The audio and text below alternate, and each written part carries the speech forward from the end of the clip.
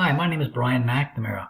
I'd like to talk to you about transferable skills, what they are, why they're important, and why they need to be on your resume. Are you a recent graduate or a career changer who's struggling to find the skills in your past that will make your resume look great? Do you feel you're lacking the hard skills that will make employers want to hire you? It could be that you just don't realize that you already have some of the hidden skills that make you valuable and could make your resume attractive to hiring managers. I'm talking about transferable skills, those aptitudes that we sometimes overlook when we're trying to list all the things that we can do or have done or have learned about in the classroom or on previous jobs. So, transferable skills, what are they? Well, according to Indeed.com, transferable skills are abilities or talents relevant to all professions and facets of life. They include skills such as teamwork, time management, communication, adaptability, and critical thinking, among others. On many occasions, they determine success in the workplace and, as a result, also determine who gets hired. Transferable skills are sometimes called portable skills because they can be learned on one job, taken to the next, and any job after that. Often they are simply learned at home or at school or at social activities in clubs, organizations, volunteering, or in recreational activities. These are some examples of transferable skills. For example, problem solving. Every job has problems and every employer needs people who can solve them.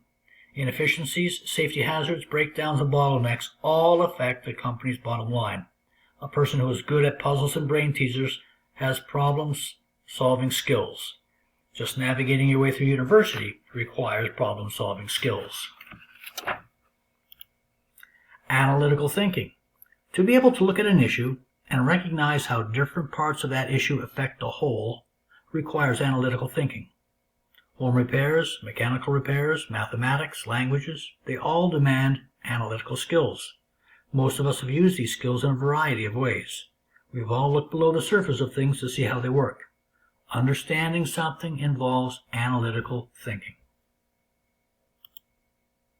Critical thinking. Critical thinking is really just decision-making, considering options, weighing the pros and cons, thinking it through and making a choice and acting on your decision. It's like a game of chess. Consider each possible move and pick the one that will give you the best result.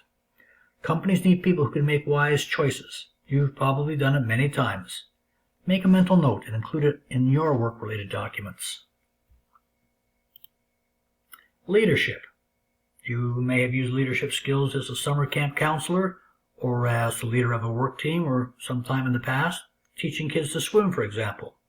Leadership does not mean expertise at the highest corporate level. We often do it and think little of it, but it's leadership just the same. Teaching, describing projects to coworkers, being persuasive, and advocating for some worthy cause are all examples of leadership skills. Adaptability. Being able to think on your feet, to be able to adjust your work habits to suit a changing working condition, to be able to accept change without feeling upset or frustrated indicates adaptability. When a project is faced with an unexpected problem, employers need to know workers can react easily and effectively and carry on without losing time. Think of the times in your life when you've had to adapt to changing conditions and still reached your goal. You have adaptability skills. Teamwork. We are social animals by nature.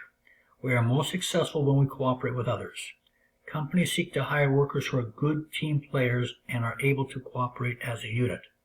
Think of all the times you've worked with others, in school, on sports teams, in community groups, and as a volunteer. If you are able to work with others without causing conflict, you have teamwork ability. Communication. Writing essays, taking parts in debates, working in customer service, they're all examples of communication. Like teamwork, communication skills show that you have the ability to express yourself and synthesize what others are saying to you. Employers need people who can effectively communicate in a variety of situations because business is essentially an interaction between providers and receivers. The exchange of ideas between the various parties facilitates business and depends on people who can communicate effectively. your communication skills are probably more finely polished than you realize. Writing. If you've been to college, university, you've done a lot of writing. If you've worked at a job that required you to write reports, evaluations, send company emails, contribute to a newsletter, or prepare text for a meeting, you've done a lot of writing there. Promote your writing ability by including this transferable skill in your resume, cover letters, and other communications when job hunting. Listening. Think about this. How many college or university lectures have you sat through while in school? If you were listening carefully and actively, you were developing your listening skills. If you ever worked in customer service, your job depended on your listening skills, and every interaction with the client started with listening. In business, you have to listen to your customers in order to serve their needs. In work teams or departments, there are inevitable conflicts that have to be ironed out, and that starts with listening. Creativity. Creativity is all about taking an idea and bringing it to fruition. Schoolwork, hobbies, job tasks, big and small, all require creativity. It usually involves other transferable skills such as listening, planning, time management, and teamwork. Business depends on ideas and people who can take an idea and make something out of it. Let people know how you've used your creativity in the past, and they'll see you as someone who would be a valuable addition to their company. Attention to detail. Like rereading an essay before handing it in. Attention to detail means going over something to make sure nothing's been missed, everything is accurate, and having one last chance to make improvements. It's about studying the component parts and making sure they fit together properly and nothing's been overlooked. Employers need people who can spot mistakes, flaws, and missing parts before they go out the door. If you have a keen eye, you might be able to prevent your employer from losing a valuable customer. Attention to detail can do that. Project management. We usually think of project management as a career in itself, involving a great deal of education and experience. However, we often use the skills that project managers use, but on a smaller scale. Just going to college or university is a large project in itself. Think of all the skills you had to use to get through those years of formal education. Planning, forward thinking, adaptability, setting milestones, timing, and use of resources such as people, money, equipment, and transportation. Think of some of the jobs you've had. How many times did you have to manage some task and bring it in on time? You no doubt used a variety of project management skills to do it. Relationship building. Building relationships is all about communication, teamwork, listening, and acting in productive cooperation with others.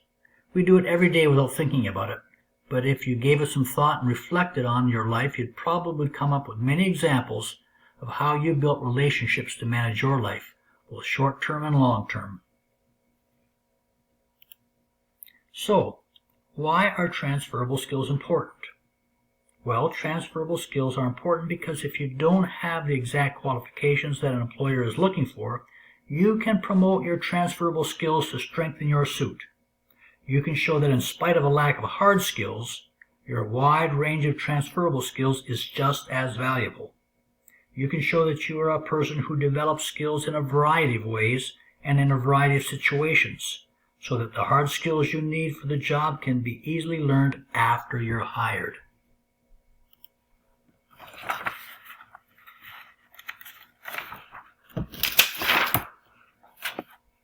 So, take another look at your resume and your most recent cover letters. Find some room to include your transferable skills. Think about where you got them and how you developed them.